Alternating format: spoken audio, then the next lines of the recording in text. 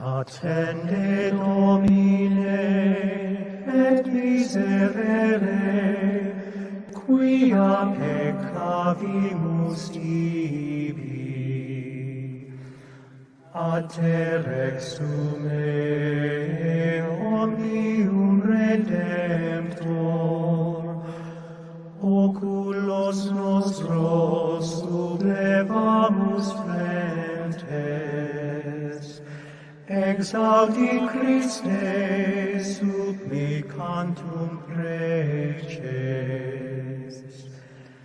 Attende Domine, et miserere.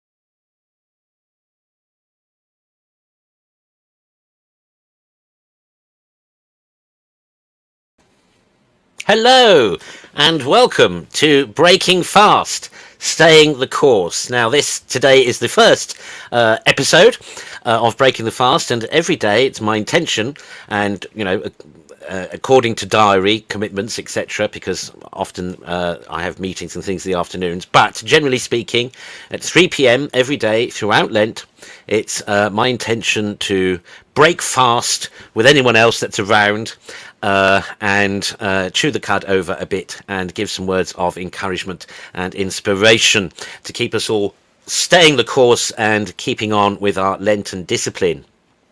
Why 3 o'clock, you may be asking? Well, 3 o'clock traditionally was the time when people broke fast.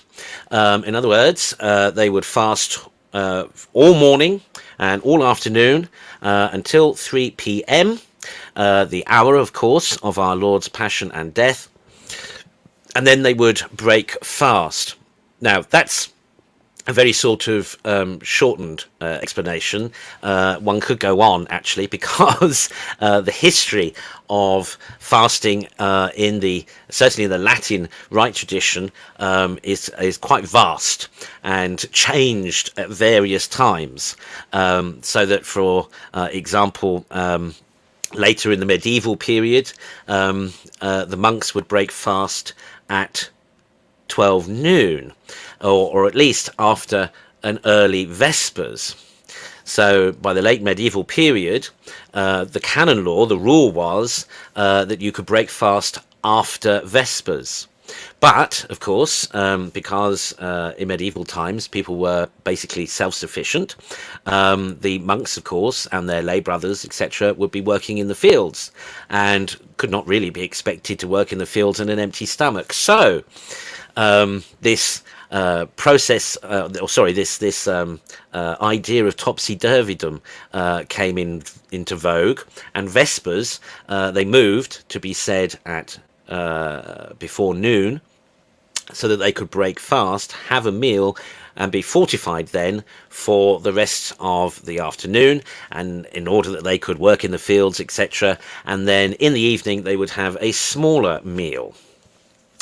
So that's one tradition of fasting in the Latin Rite, but which is why actually to this day in Holy Week you may be familiar with the office of Tenebrae, which is actually matins of the next day, but is said or sung the afternoon before. But that speaks to this process of topsy-turvydom, where the hours of prayer were moved around, almost turned upside down, in order part to facilitate this breaking fast, but also to express the nature of the world being in chaos or being disordered until the resurrection.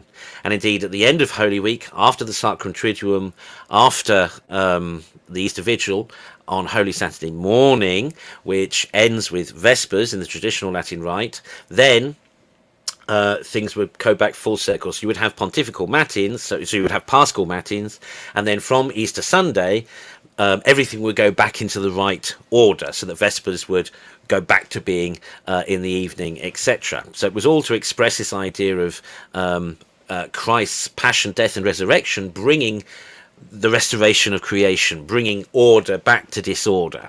So in Lent came this notion of expressing disorder by moving the hours of the breviary around the day, but also, of course, had a practical, which came first, who knows? We never know with these sorts of things.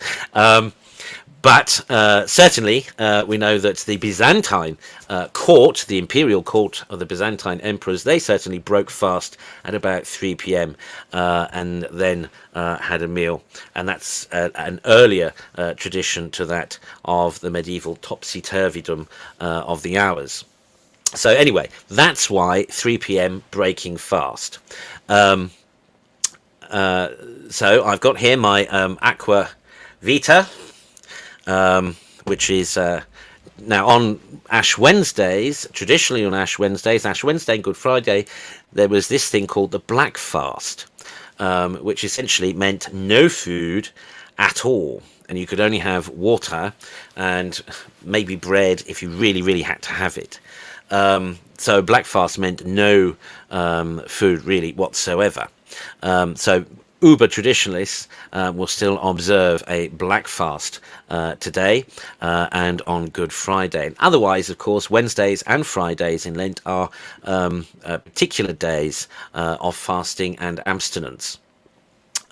Wednesdays, of course, to commemorate and express our sorrow for the betrayal of Judas.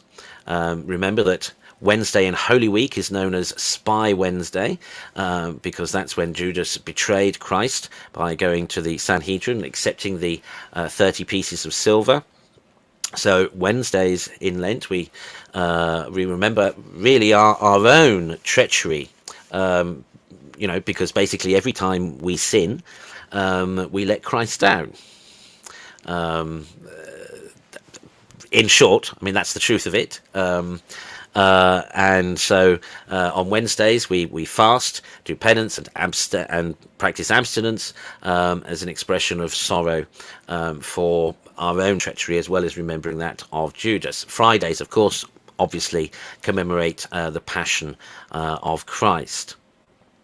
Now, the whole idea of this is now this can be interactive. I mean, it would be nice if you'd like it to be. So if you'd like to say anything in the comments, just post hi, hello. That would be great, because the idea behind this is to encourage you, encourage me, to encourage each other with our Lenten discipline, remembering that Lent is all about repairing and restoring our communion with God, and that necessarily means, as I said in my homily this morning, that necessarily means or infers restoring communion with each other, because those who live in love and live in God, and God lives in them, that is communion, and therefore by extension everyone who lives in loving with God is part of his communion. So we should be during Lent not only seeking to repair and restore our relationship directly with God, but also too amongst ourselves as the church. So I can see Shirley's put something in the comments there. So hello, Shirley. I hope you're well. Hope you're doing okay. Hope you're surviving Ash Wednesday. I can't see who else might. Oh, actually, yes. Hello, Alan, if you're still around. Alan Interno. Barbara, hi Barbara, or Auntie Barbara, as we should say, for our Philippine friends. Hello, Anne, welcome. So a few of you joining me, which is great. Now, there are so many things. Good afternoon, Barbara. Thank you for the greeting. Now, there are so many things, as always, with the church and with the church's tradition. And I always get so excited about the church's tradition because it's so rich. We are so blessed. We have, something like 2,000 years worth of a built-up treasury of lived experience and faith in the church on which to draw upon. And Lent is full of wonderful traditions, aside from the fasting and the abstinence and all the different kinds of ways of doing that and observing that. But there are other elements, particularly with regard to the liturgy. Lent, for example, in the traditional Latin rite, Lent is the only season in the year where there is a particular Mass for every day. A particular Mass for every day. So if you have, let me just grab this one. If you have a traditional missal, this one is a St Andrew's daily missal. There are, of course, others. If you want my advice or my opinion regarding buying a traditional missal, you want one before 1955. Okay, buy one that is a reprint of an edition pre-1955. And I'll explain that another time. But particularly pertinent, actually, with regard to this season and with regard to Holy Week. But that'll give us something else to talk about another time. But if you have a traditional missal, you will see in there that there is a Mass for every day of Lent. And there's all sorts of history between about the development of those masses, because at one point there was only Mass on Wednesday and Friday in Lent, and on Sunday, and then gradually became Saturday and Sunday, and Wednesday and Friday. Then Monday was added, then later Tuesday and Thursday were added. So there's a lot of history there that we could delve into again another time. But one aspect of the Latin Rite liturgy for Lent that I want to share with you today is about stational churches. Now, some of you will be familiar, and again, if you have a traditional Latin Missal and you're familiar with it, you will know that on various feast days of the Church's year, and then on every day in Lent, under the title of the Mass. So here, for example, it says Saturday after Ash Wednesday, station at St. Tryphon's. The Mass today, of course, for Ash Wednesday will say station at, I'm going to say it anyway before I found it, but station at St. Sabina. There we go, station at St. Sabina's after Ash Wednesday, and a lovely sketch there as well. Now, what's that about? What's that referring to? That's because in ancient times, the Mass would be said each day somewhere different. And that Mass would be known as the stational Mass. That would be the main Mass of the day. That would be generally celebrated by His Holiness, by the Bishop of Rome. There would be another church of the collector where the faithful would gather, and then there would be a procession from one church to another church, so from the collector to the stational church for the Mass. And what's beautiful is that the Latin liturgy, so the Mass for each day of Lent, reflects the development of this tradition of the collector and the stational churches, so that very often the patron saint of the stational church, some aspect, some dimension of their life or witness or testimony will be reflected in the choice of readings or in the choice of psalms, the introit or the offertory, or a direct reference will be made to them in the collect, in the opening prayer of the Mass. And still to this day, it is usual for the Pope, for example, he would be at St. Sabina's today for the Mass of Ash Wednesday, but less, of course, frequent now, of course, is for the popes to go and celebrate Mass each day in a different church around the city. But that used to be the tradition. Now, the Brighton Oratory, of which I'm the provost of, and which some of you are parishioners of, the website, brightonoratory.org, publishes every day the propers for the daily Mass, but it also publishes in Lent details of the stational church. So that each day in Lent from brightonoratory.org you can find the readings, the psalms and the lections and a bit of explanation for each Mass of each day of Lent.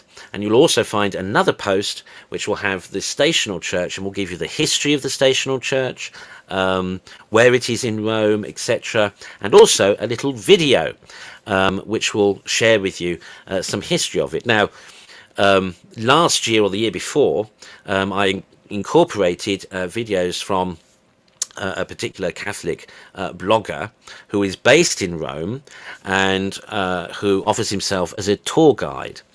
Now he lives in Rome and makes a point himself of going to the stational churches every day in Lent, and he created a sort of mini series. So I want to share with you now. It's a very short video, only about 3 minutes long. But I want to share with you now the video for Saint Sabina's, which is today's stational church. So hopefully this will work.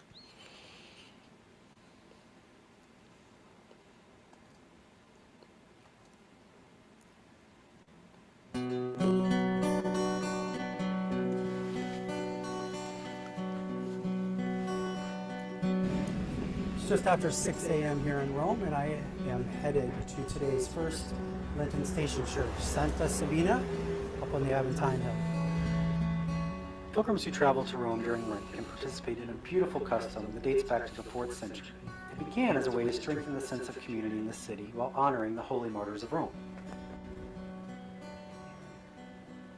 It was St. Gregory the Great who established the order of the churches to be visited during Yeah.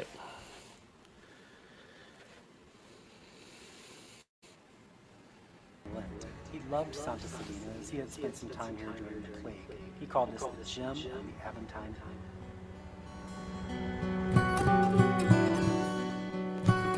This is one of Rome's house churches. During the persecutions, the Christians had to meet secretly to celebrate the sacraments. Often they would do so in the homes of the wealthy, as they were the ones who had enough room to accommodate the faithful. The homes were given a title or titulus of the owner, in this case, Titulus Sabina. Once Christianity was legal, the houses were converted into churches, and most of these churches kept the original name. The former property owners were often saints. Sabina was a martyr, and so the titulus was changed to Santa, and now we have Santa Sabina.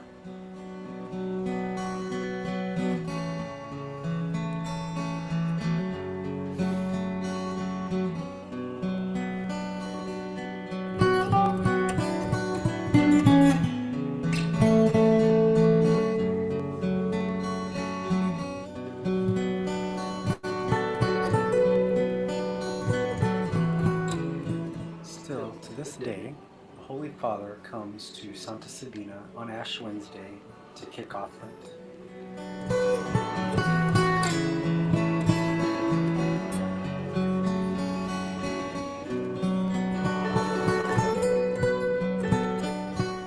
The church also has ties to the Dominicans, as it was here that St. Dominic lived and founded his order. In fact, he helped plant these orange groves that still grow here today.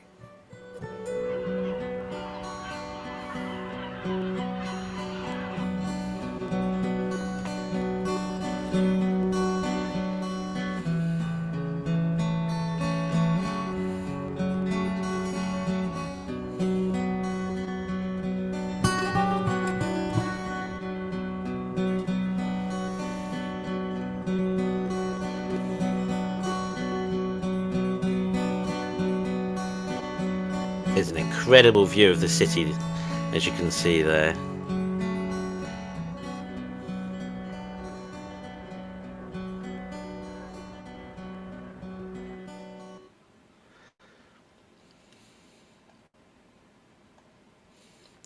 So there we are. So that was today's stational church, Saint Sabina's.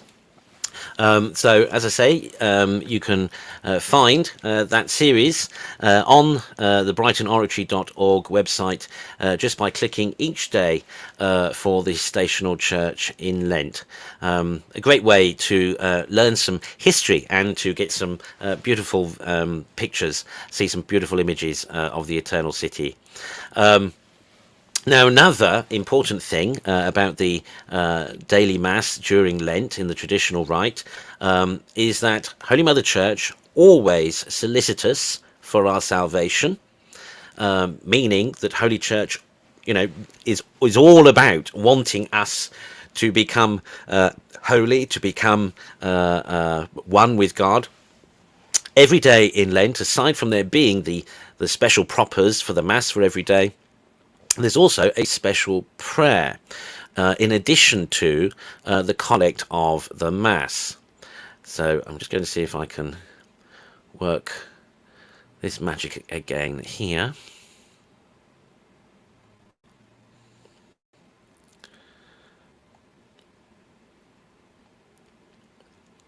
There we are. Now there you can see this is the Brighton Oratory website. In fact, what I'll do is go to the home page.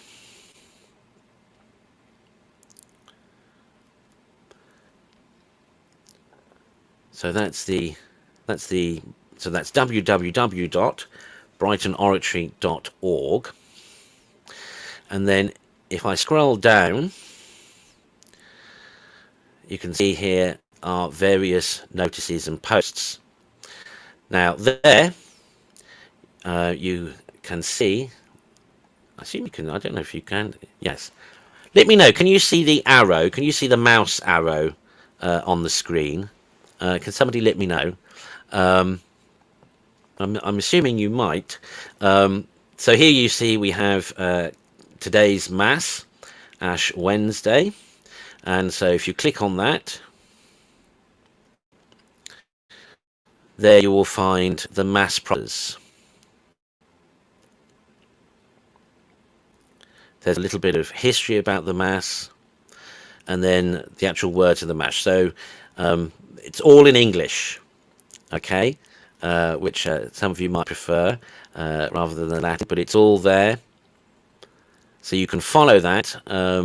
You can have that screen open and have another screen open for the Mass itself, so you can watch side by side and have the translation and know what's going on.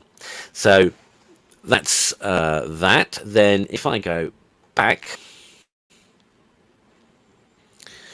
and here is the entry, Station Ash Wednesday, Statio and Santa Sabinam. And if we click on that one, we see a nice interior picture there of Santa Sabina. Then we have the collect. If I highlight that,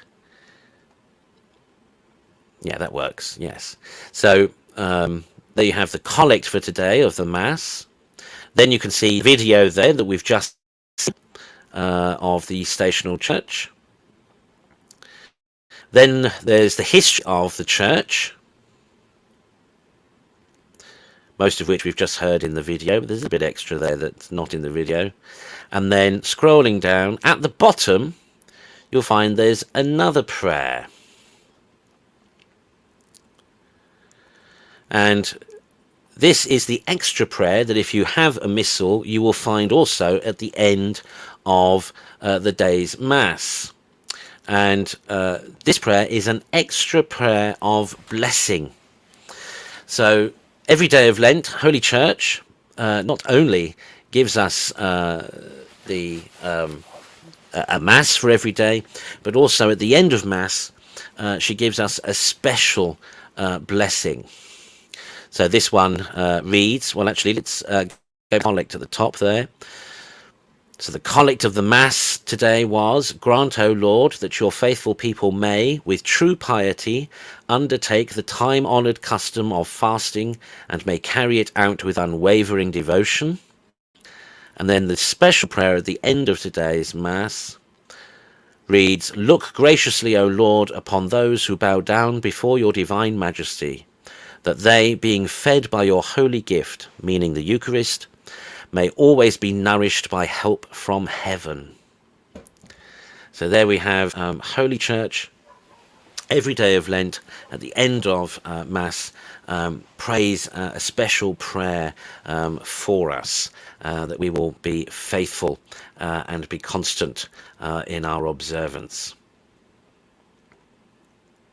So that you can find every day for yourself just by going to www.brightonoratory.org. Scroll down and you will see the posts for today. So there will always be one of the Mass of the day, and there will always be one for the stational church of the day. And with the stational church will be a little video of the church in Rome, which will always be interesting. And then there's the history, and then there's those prayers. So that, you know, I personally find I just love all this stuff, and I love with Lent the stational churches, because effectively, although hundreds of miles away, we can do a spiritual pilgrimage of Rome as we're going round, and of course, we learn then about the saints. We learn about the churches in Rome. We learn about the history. We learn about the witness, and we learn so much more as well about the general history of the church. So not just the particular churches, but of the church as a whole. And many of those churches are, you may recall from the domestic church, we spoke about the Domus Ecclesia, so that the villas that became churches. And many of the churches in Rome, like St. Sabina's, many of the ancient churches began as domestic homes, began as Christians' houses. And then, because they were, on the whole, they were the larger, wealthier Christians, so they became places of gathering, of assembly, of worship, and eventually themselves became churches as we see today. So many of those churches were being used as churches before Constantine. In fact, the buildings that we see now were all erected, would all have been built post-Constantine. Post-Constantine's accession, we might say, when he becomes sole emperor in about 314 AD, and Christianity is no longer forbidden, but the Christians can worship publicly. So churches begin to be built, and the churches are generally built where they originally were domestic churches, Domus Ecclesia. So fascinating. And in those videos will be pictures, film of often the excavations, so that you start off by seeing the edifice that is visible today, and then you go in and you see the church as it is today, and then you go down and then you see the excavations, and then you will see the mosaics, you will see the pious graffiti, sometimes otherwise painted scenes, etc., from those early years of Christianity. So the stational church it's well worth adding that to your daily Lenten intake, because I just find it myself personally. I find it all just very encouraging, and it makes me think. You see that.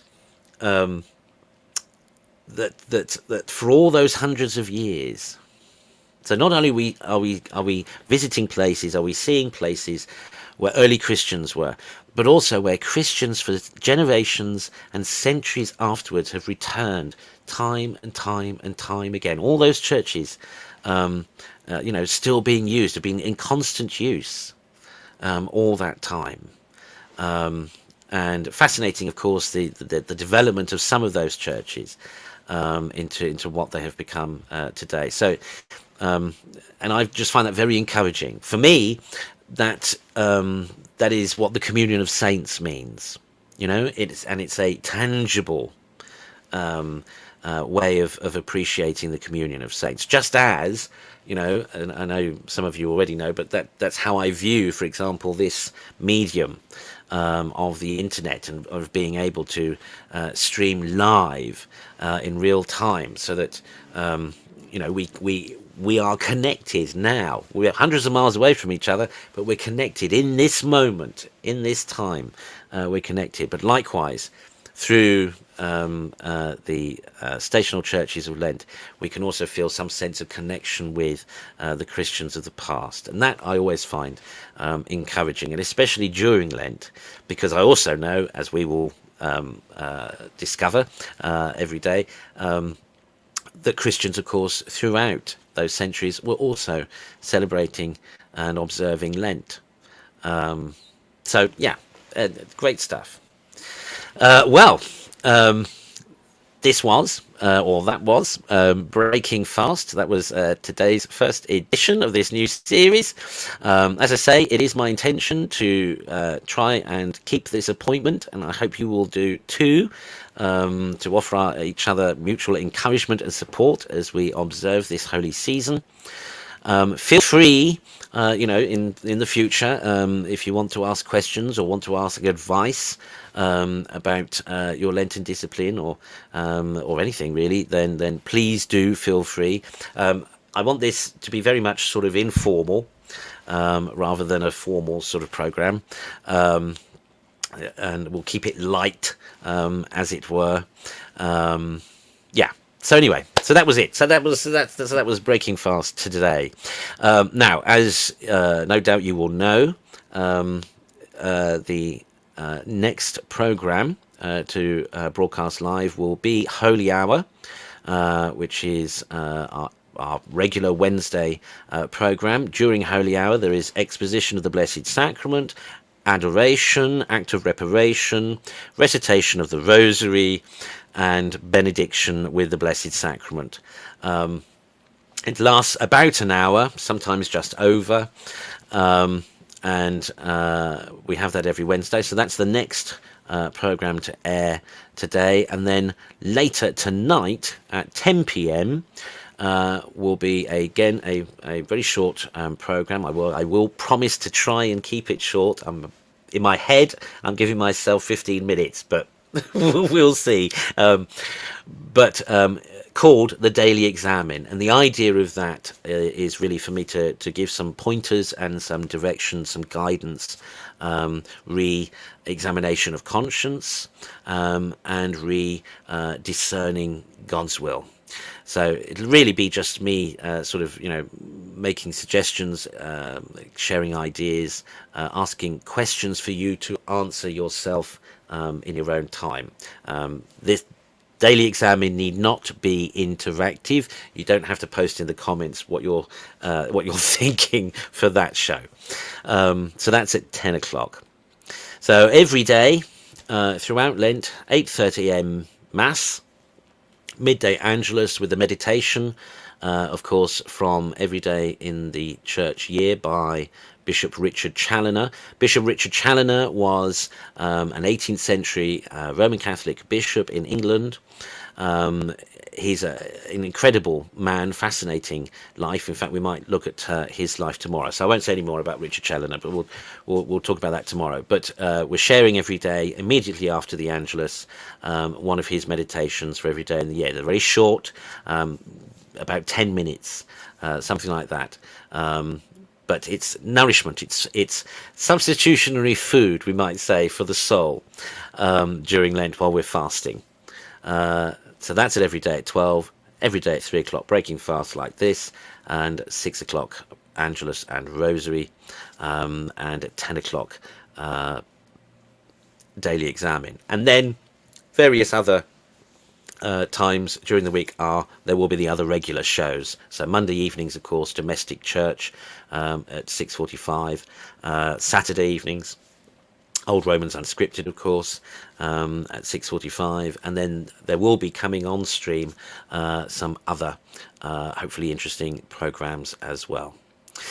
So nobody will be able to say, as somebody texted me earlier today, no one will be able to say that I didn't try my best to help you keep and observe a Holy Lent. But I promise you that this effort is as much, I hope and pray, for my eventual benefit as it is for yours. After all, we desire heaven, we desire communion with God, and that's what this is all about. So, bless you all. Thank you for watching. And please, I hope you will join us at 6 o'clock for Holy Hour, which is always a special time of prayer. So, good luck for the next 2.5 hours until we see each other again. Stay the course. Remember, of course, as always, you know what I'm going to say. Yes. Remember, always God loves you. The trick for Lent is to love him.